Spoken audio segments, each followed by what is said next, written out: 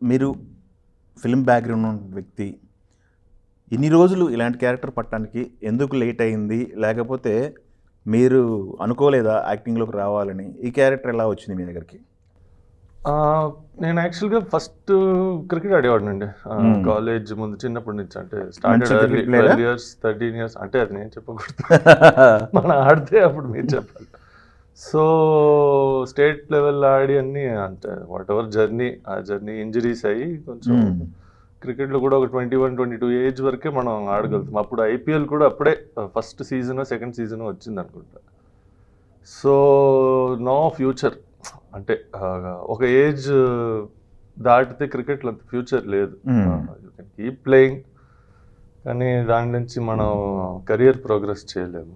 So cricket ఆడేటప్పుడు first నుంచి నేను కథలు బాగా చెప్తా. అంటే మరి క్యాంప్స్కి వెళ్తాము, రెసిడెన్షియల్ అందరు కలిసి ఉండడం. సో నైట్లో పడుకునే ముందు టీవీ, అప్పుడు సెల్ ఫోన్స్ కూడా ఇప్పుడు లేవు కాబట్టి బాగా కథలు చెప్పేవాడిని.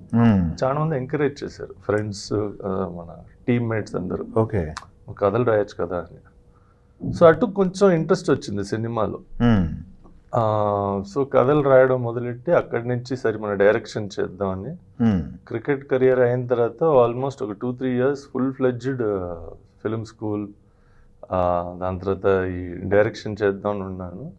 కానీ ఆపర్చునిటీస్, మాది ఒక బ్యానర్ ఉంది, ప్రొడక్షన్ బ్యానర్. ఓకే.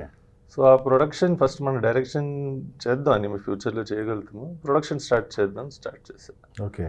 చిన్న చిన్న ప్రాజెక్టులు చేశా, కానీ మేజర్గా ఏంటి పెద్ద ప్రాజెక్టులు చేయలేకపోయాను.